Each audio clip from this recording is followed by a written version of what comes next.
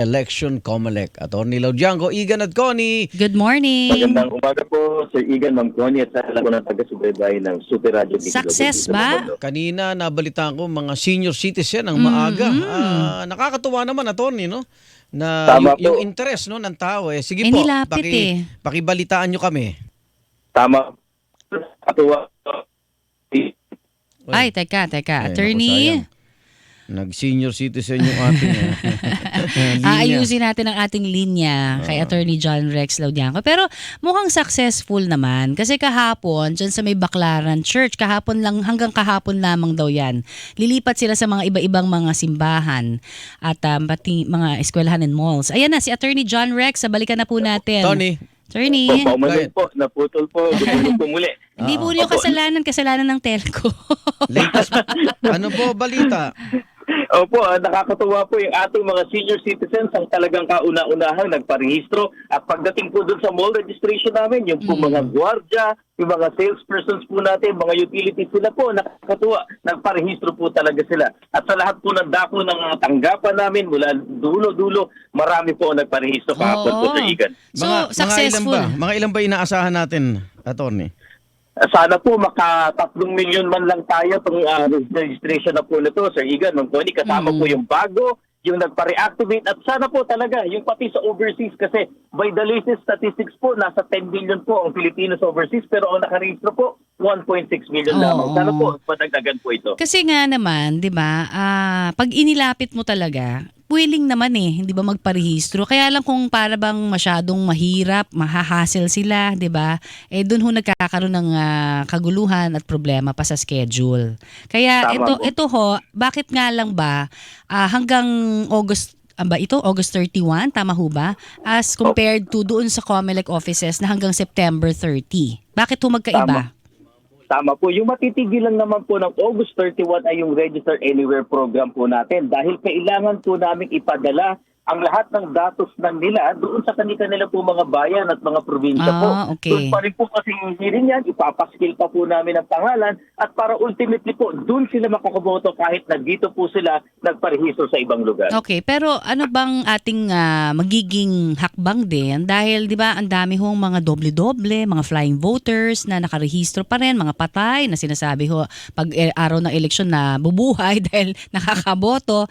Ano ho ngayon ang magiging direksyon ng COMELEC? Kasi ngayon itong maganda ho yung ating nasimula na register anywhere. Pero hindi ho ba ito magiging magnet para doon sa mga flying voters na yan? Ako, hindi po, Ma'am Connie. No? Una po sa lahat, ang ating talaan po ng botante ay halos malinis na po yan 100%. Kung natatandaan nyo po, nag-delete po tayo last year ng almost 500,000 multiple at double registrant. So ang ina-update na lang po namin ngayon ay yung mga nangangamatay po na hindi pa po natanggal namin sa listahan. Ito pong Register Anywhere program po, mas mataas pong security ito. Bakit? Dahil pagpakuha po namin ng datos nila, ay nirarana po namin sila doon sa aming database bago pa man namin ipadala doon sa mga bayan at probinsya. Kaya nga po kinakailangan po namin yung isang buwan na yan para masiguro na hindi magdodoble ang kanilang registration. So may sapat po tayong mga tao, kapasidad sa technology, 'di ba? Para ito ho talagang ma-make sure natin hindi ho talaga ito na doble pa, 'di ba? O nagkaroon ho ng pagkakataon lalo na magkaroon ng multiple registration. Opo, Ma'am Connie, tinaasan po natin yung antas ng kapasidad ng IT ng COMELEC at nag-training po kami ng mga tao specifically po para dito sa Register Anywhere program po natin. Yung naman, issue po tungkol doon sa ating pong automation. Ito naman sa national elections. Ano ho ang ating update sa mga bidders? Hinihintay na lang po natin matapos po ang post-qualification evaluation na inaasahan natin po baka 1 o 2 linggo ay matapos na po ito at mag-a-anunsyo na po ang COMELEC ng aming desisyon po kung talaga pong nag-qualify yung loan bidder po natin na Miro Joint Venture of Miro po. Okay, pero yung Smartmatic definitely hindi na sila kasali. Hindi po sila nakasali at hindi po sila pinayagang makapag-submit dahil po until now, wala po kami nakukuhang TRO po mula sa Supreme Court patungkol sa desisyon po na dinisqualify po sila. I see, alright. Imbitahan ho natin uli sila, Attorney.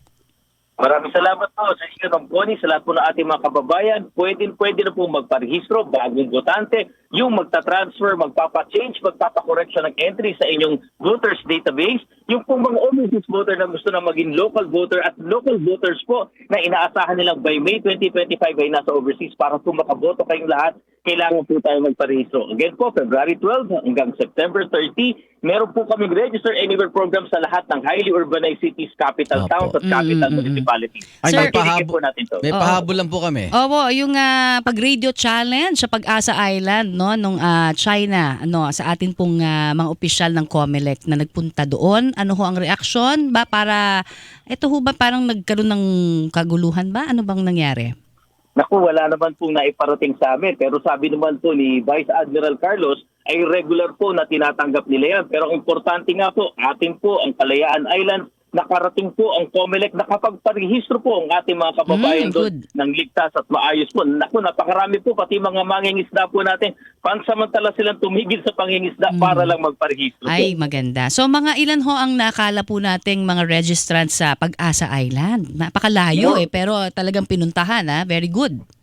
More or less 50 po sila na bago at nadadagdagan pa po kasi pati po yung mga sundalo, police at coast guard ay nagre-rehistro po. Sabi nga po namin, kahit konti, kahit marami ba, kahit nasa dulo ng Pilipinas, pupuntahan po sila ng COMELEC para Oo naman. makapagparehistro. Kasi karapatan ng bawat Pilipino ang pagboto, hindi ho ba? So magandang hakbang ito. Bakit ngayon lang ho? Gusto ko malaman. Bakit ngayon lang? Kasi napakaganda naman. Dapat no-brainer na yan noon pa, di ba? Na inilalapit talaga sa mga tao. Huwag po kayo mag-alala, mas pagpupursigihin pa po namin itong mga proyekto po ng COMELEC na ito. Maraming salamat. Ayan, pero meron ho ba tayong mga announcement pa para Miko sa ating pong mga kababayan sa pagpunta po sa mga malls? Makikita ba nila? Kasi may mga nagtatanong po halimbawa sa Laguna, saan sila pupunta? Ano ho bang mga detalye na makikita nila sa website ba ng COMELEC? Tama po, nakapaskil na po sa website ng COMELEC ang iba't ibang lugar ng off-site o mall registration. Pero ito nga po maganda, yung pong 170 malls ng SM, Robinsons, Mega World at PhilInvest ay nandun na po ang aming mga tao at bukas po ang ating registration po. So, pakitanong na lang po sa mga mall personnel po. Ayan, nasagot mo ang aming team bulalo na si Teresita. Thank you so very much, Attorney John Rex Laudianco, sa inyo pong oras at mga update na yan. Thank you! Maraming salamat and God bless. God bless. Ingat po, Tony. Yan po ang spokesperson ng COMELEC, si Attorney John Rex Laudianco. Ayan.